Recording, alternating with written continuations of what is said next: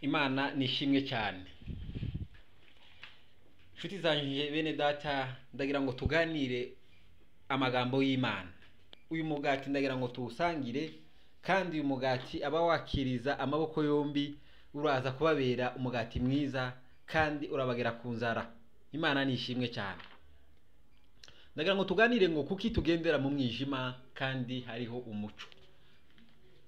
Kuki abantu benshi twahisemo kugendera mu mwijima kandi hariho umuco. Uyu munsi wibaze, nuwuhe mwijima ndiko ngenderamo? Uyu munsi wibaze, kuki ndiko ngendera mu mwijima? Uyu munsi wibaze, ibaye imyaka ingahe ndiko ngendera mu mwijima? Ufate umwanya mwiza wo kwitekerezaho, kandi ufate n'ibihe byiza zo kwitekerezaho, ufate n'ingamba zo kuva muri uwo mwijima ukagendera mu muco. Imana nishimwe cyane. Turasabwa kugendera mu muco. Uyu mwanya ko ndagira ngo twibaze ngo kuki turiko tugendera mu mwijima, kuki tukigendera mu mwijima, kuki tukiri abana b'umwijima, kandi umuco uhari, kandi tuzi byiza byo kugendera mu muco. Reka mbabwire ibintu bibi byo kugendera mu mwijima.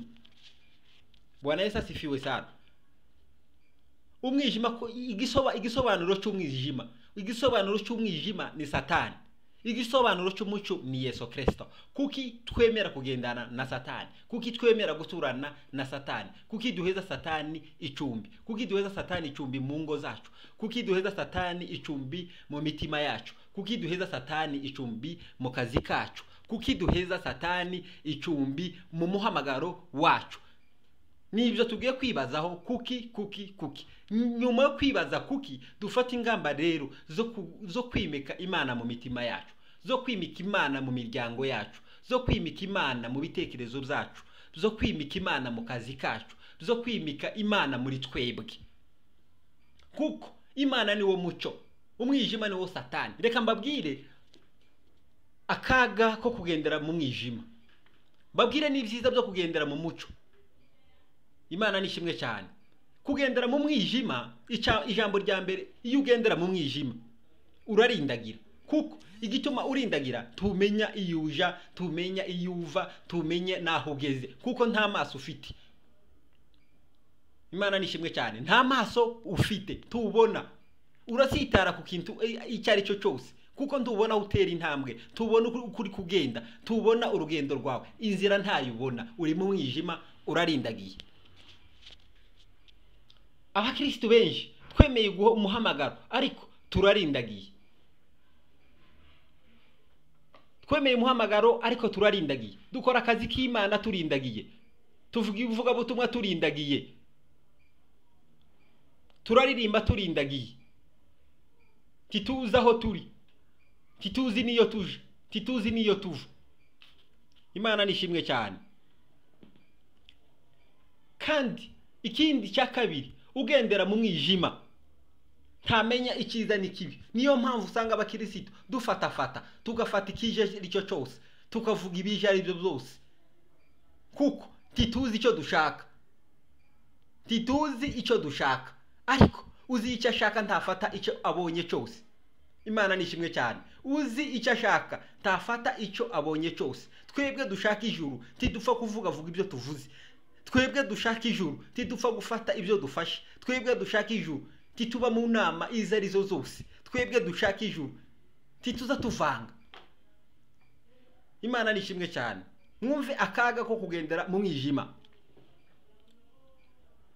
Ugendera mu mwijima ntazamenye icyiza n'ikibi. Iyo akora ibyaha azabona ni sawa, iyo asitaza umuntu abona ni sawa, iyo abwira umuntu nabi abona ni sawa, kuko ntazi gutandukanya icyiza n'ikibi.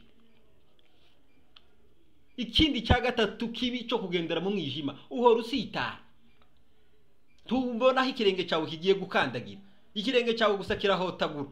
Uri ikigenge nicyo kigenda gusa, ugasanga gusa uragenda ntiwiyubaha, uragenda gusa urakandagira, yewe ugakandagira n'ahadakandagirwa.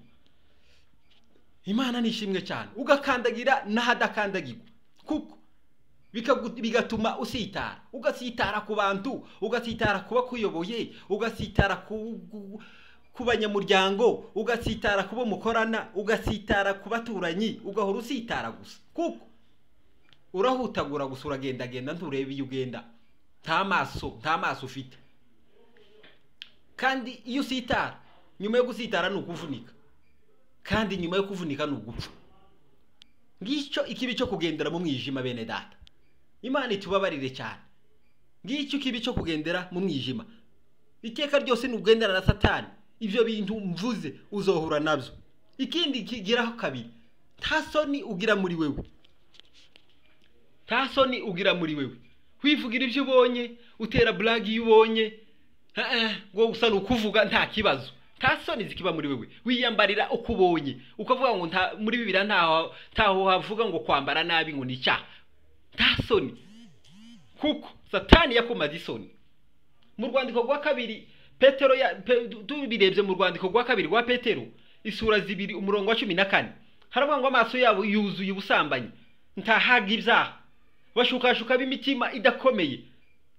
Amen. Yesu bafite imitima yamenyerejwe ibibi, abo nabo kuvumwa. Imana nishimwe cyane. Petero ni wavuze bafite imitima yamenyerejwe ikibi, abo nabo kuvumwa. Amaso yabo yuzuye ubusambanyi, ntahaga ibyaha, nta soni bakigira, kwambara utuntu tubafashe, kwambara utuntu two hejuru tugaragaza imibiri yabo, ngo niyo modernisation, ngo nicyo gihugu bagezemo, ngo nibyo bihe turimo.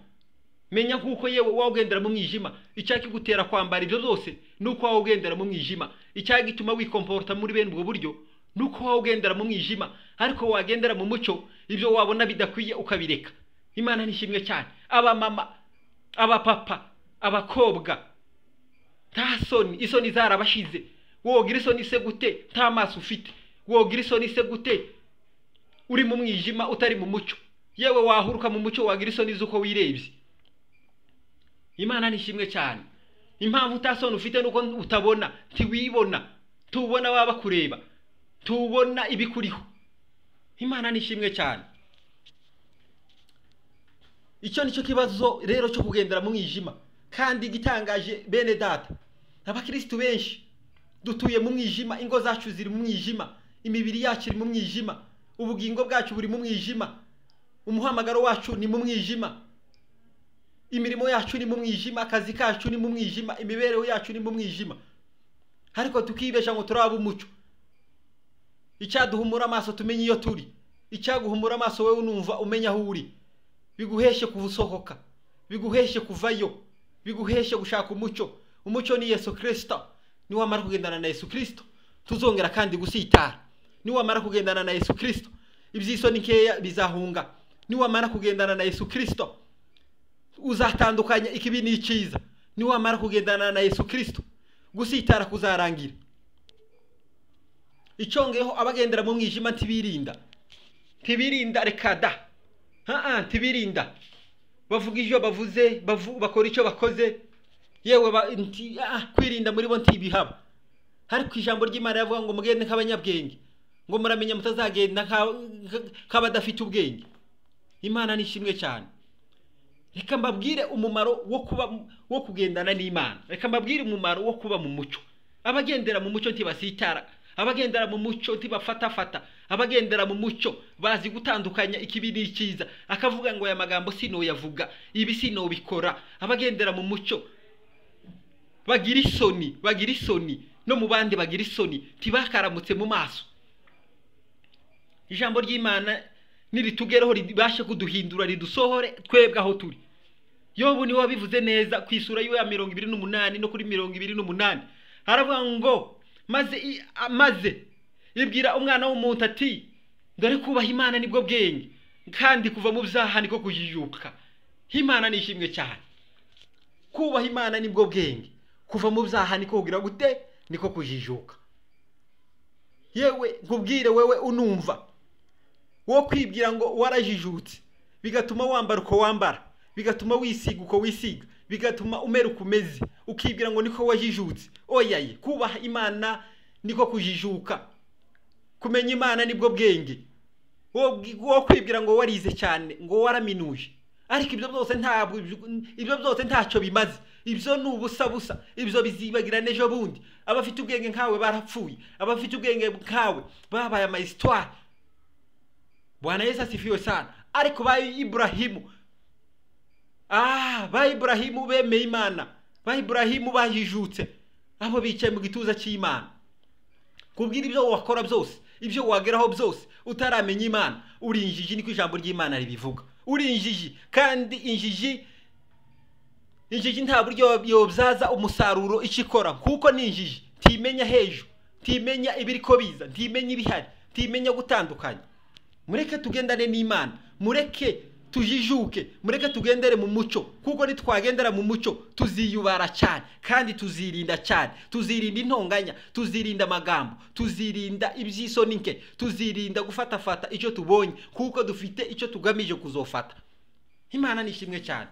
Umukirisitu afite icyo agamije kuzafata, ni ugufata ubwami bw'Imana. Ni nayo mpamvu rero tudafatafata icyo tubonye icyo ari cyo cyose, kuko twiteguye gufata igikwiye.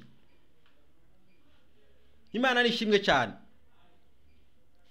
Rero bene data, mureke duhindukire, tuve mu byo turimo, tuve mu byo duhugiyemo. Uyu mwijima uhinze muri twebwe, uyu mwijima twahaye umwanya, uyu mwijima tumaze igihe tugenderamo, uyu mwijima tuwureke, uyu mwijima tuwuhunge, uyu mwijima tuwuvemo, uyu mwijima tuwusige, tubashe gukurikira Yesu Kristo, kuko Yesu Kristo niwe mucyo, uwo niwe mucyo wacu. Imana nishimwe cyane. Niwe mucyo wacu, kandi ugendera mu mucyo ararangizika, ugendera mu mucyo araboneka, ugendera mu mucyo guwe neza, ugendera mu mucyo ntiyiyobagiza. Abakristo benshi twagize isura ngiza kameleo. Nguyu none arimo aravuga ijambo ry'Imana neza, nguyu none arimo arahanura, nguyu none arimo arakura ibiheko, nguyu uyu munsi bimeze gutya nuko, ariko ejo kandi nguyu niwe wakoze ibi, nguyu niwe wakoze ibi. Kubera iki iyo sura ya kameleo? Nuko tugendera mu mwijima, tituzi iyo tuva, tituzi iyo tuja. Amabara yabaye menshi, amabara yabaye menshi. Ngaho uri mu byiza, ngaho uri mu bibi. Ariko ni wagendera mu bucyo, ntabwo uzavanga, tuzahindagurika. Uzogira ibara rimwe, uzogira isura imwe, uzogira imvugo imwe, uzogira ibitekerezo bimwe, uzogira inama imwe, kuko ugendera mu mucyo. Umusozi uri ku mpinga uzurangizika. Bwana Yesu asifiwe sana. Umusozi uri ku mpinga urarangizika, umusozi urahirengeye, uraboneka, uwo ntushobora kwihisha na rimwe. Rero mwene data, wewe uri ku musozi urarangizika, wewe uri mu mucyo urarangizika. Ariko rero mwene data, ni waba mu mwijima tuzarangizika, ni waba mu mwijima abantu bazakwibeshaho, bazavuga ngo niwe se cyangwa siwe, kuko nturi kugaragara neza, kuko nturi kuboneka, kuko ufite ibigukingirije, uri mu mwijima. Izo ngeso urimo ziragukingirije, ibyo ukora biragukingirije, ibyo ugenderamo biragukingirije, ibyo biratuma utaboneka, ibyo biratuma utagaragara, ibyo biratuma abantu bakwibeshaho. Va iyuri, va muri uwo mwijima, kurikira Yesu Kristo, kugira ngo Yesu Kristo akubere umucyo, kugira ngo umucyo wo mu ijuru ukwakire, wakire ibyo ukora, wakire ibyo ugenderamo. Imana nishimwe cyane. Uwo ni wo muti wonyine. Umuti nuguhunga tukava iyo twaroye, nuguhunga tukava iyo twihishe, nuguhunga tukava iyo turi, iyo abantu batatubona, iyo ijuru ritatubona, iyo tutaganira n'ijuru. Tugaruke twemere dukurikire Imana, tuje mu mucyo. Tugaruke twemere dukurikire Imana, tuje mu mucyo, kandi twirinde kuva mu mucyo tuja mu mwijima. Niko ijambo ry'Imana ribivuga muri Luka isura 11:36. Haravuga ngo twitonde rero umucyo ukurimo. Rero witonde umucyo ukurimo utaba umwijima, witonde umucyo ukurimo utaba umwijima. Wewe uri mu mucyo, witonde utaja mu mwijima. Abakristo benshi dusigaye twemera tukava mu mucyo tukaja mu mwijima, tukava mu byiza tukaja mu bibi, ngo nuko abandi babirimwo. Hoye twirinde cyane kandi twiyubare, dukomeze tube mu mucyo, kugira ngo Uwiteka akomeza twishimire, kugira ngo tuzabashe kwakira icyo twaharaniye cyane. Ijambo ry'Imana ridufashe dusohoke, twemere tubane n'Imana. Amen. Twemere tubane n'Imana, twemere tugendere mu mucyo, dufate ingamba, duhunge ibyo turimo, duhunge uyu mwijima, kuko nyuma y'umwijima ni urubanza. Nyuma y'iyo kukurindagira ni urubanza. kandi urubanza tuzacibwa n'Imana. Rero twirinde cyane, tumenye aho turi kuko atari heza, tumenye kuko ibyo twatuganamo atari byiza, duhindukire twemere tuje mu mwico, twemere dukurikire Yesu Kristo, kuko Yesu Kristo niwe muco wabizera, niwe muco wabamumenye, niwe muco wabariho, niwe muco wacu. Rero ijambo ry'Imana ridufashe kandi ritugirire neza. Amen.